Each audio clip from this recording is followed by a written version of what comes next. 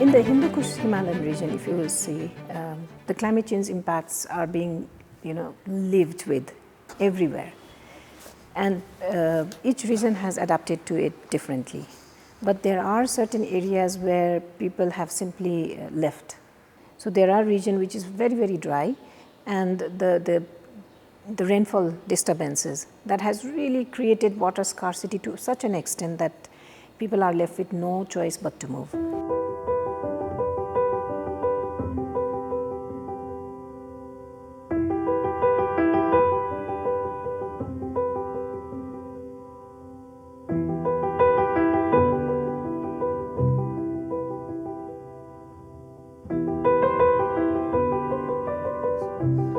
I think because of the climate change, because we have no snowfall and rainfall in time, and when the snowfall it melts very quickly, so we have a problem. We have a water problem in all village. So for the irrigation and drinking water, so we start moving in the new place.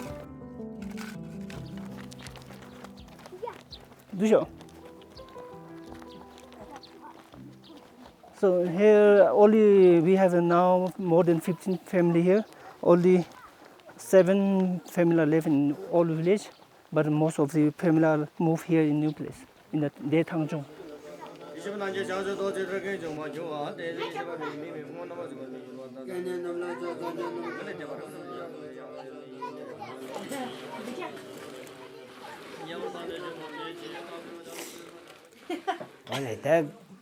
Ngemani tewa tsemi ana yul ma dala miya ma dala te odine tak to chegu chugu meta teni singom haja singu nyungdu so te singu nyungso ora phog meja te phog meja ra da teni chula hal thule teni ringa yabulu so da ringa porulu so da ringa ora mukti nalu so da ringa chulu so da mi mangbo de ta ora chartela te ode charteni shulo ora ta kina ora ode lungbude tori dikimada dewana gi lungbude tori dikimada ta ora 사지 잘로 내리 되는 원하다 저간에 사두리 되니 두르 사사부 잘 되니 미강보야 야분에 뽀그르네 좀숨 묵디나 어디 강문에 축 어디 강문에 대어라 두루 양 유르 사부 죽대 미구 좀 발라네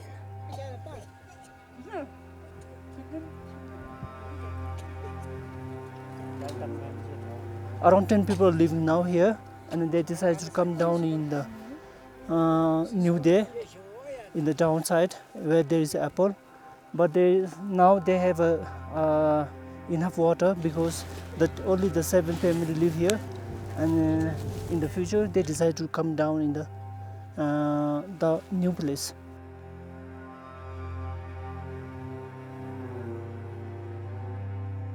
As we know, the climate is changing globally, but this isn't even over all parts of the world, and it's happening faster and stronger in certain places, for example in the Arctic and Antarctic, but also in mountain regions. So this is something we call elevation-dependent warming, and what it means is the higher you go, the more warming there is. So climate change is happening more and faster at higher elevations, in other words, in mountains.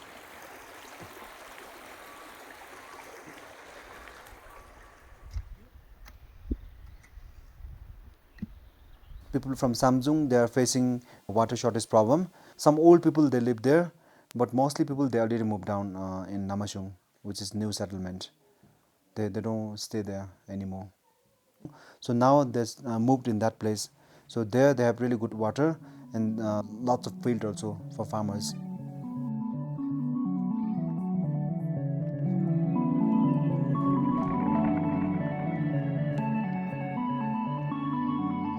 So we have kids from Chuksang, all the way from Samjong, Giling, Lomantang, Charang, from everywhere, even from there, and Tange. Why we started the school here in Gami, specifically, what I will say is just because of the language and the culture.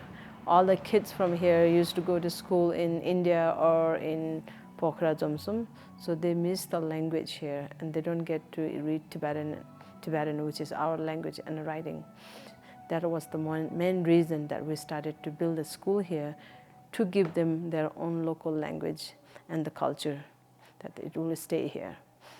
Giving them educations, they get a road, they get a visions. Even if they go overseas, wherever, they know, they have the knowledge.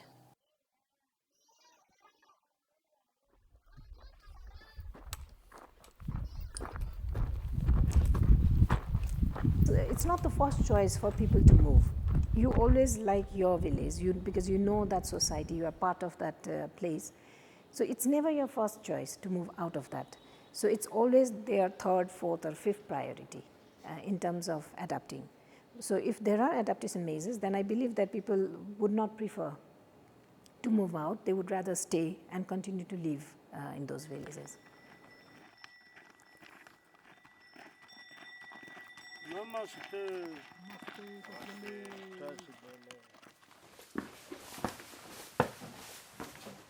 This is from my garden for apple juice. Mustang apple is very famous in the now this time. Everybody to say to from the Mustang Marfa apple. This Kaligandigi area we have a lot of the apple trees, but we have a lot production apple is a good success, but we have really be afraid to changing climate because every year the warm to global is more warming, so that the apple is need for the in the time to time the snowfall, rainfall is very important. But some years they have a rainfall and for the snowfall is very few to here. It is depends to for the in the weather condition to here. When the road comes, and then also climate also changed, and now apple trees getting lots of disease. That's why we have to put the pesticide 3-4 times of 1 year, and then we will get good apple. Otherwise, there is no chance to get good apple. But before that time, there was no pesticide, nothing. Nowadays, no pollution. Nowadays, we have to use lots of vitamin, lots of pesticide, and then we will get good apple.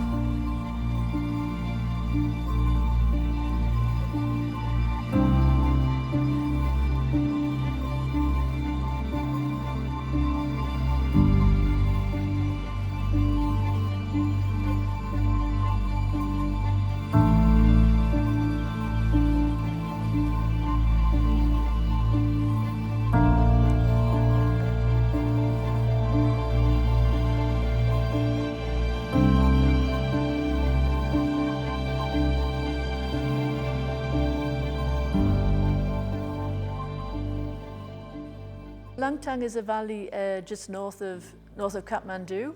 It has some very high peaks around it, and it's actually an area where Isimod has been working now for about 10 years.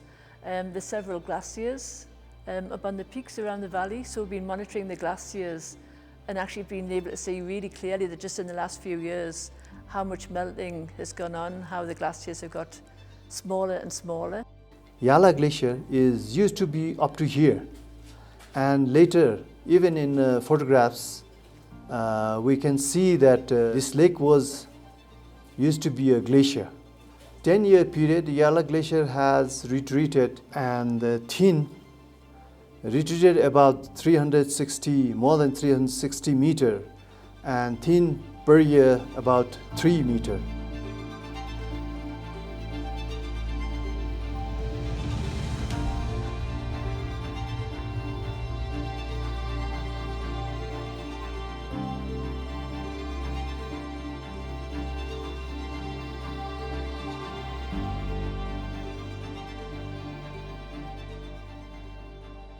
The Himalaya and then the wider region, so what we call high mountain Asia, right? The high mountains in Asia, that's a very, very large region. And the differences between the different valleys are very, very big. So we know areas in the upper Indus Basin, for example, in Pakistan and in China, where glaciers haven't lost that much mass, which to scientists has been puzzling and to some degree still is puzzling, and we're trying to understand these different processes to really understand why glaciers are losing mass and why they are losing mass at different rates in different regions. And because we have climate data for all these regions, we can then make a link between climate and specific glacier properties that allows us to really understand the processes behind glaciers reacting to a changing climate. And that's really crucial because we want to make projections into the future, right? We want to know what happens to glaciers in the future. And that we can only do if we know the processes very well. So that's why we are doing research here in the valley, to understand these processes. We are not just measuring the mass loss of the glacier or the accumulation and the ablation, so how much is gained in the upper part and lost in the lower part, but we are also measuring precipitation. So there's a station just next to us here where we measure rain and snowfall, air temperature, relative humidity, wind speed, and all these kind of data allow us to run models to simulate glacier properties.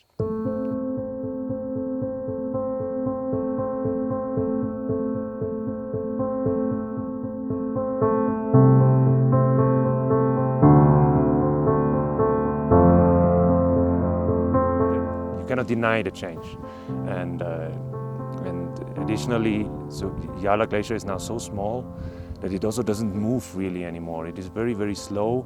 So what we call glacier dynamics are hardly visible here anymore. So it's really getting very close to perhaps, you could say a dead glacier. Actually, in Europe, they already did funerals for glaciers, and I was saying before that, that funeral for Yala Glacier is pretty near.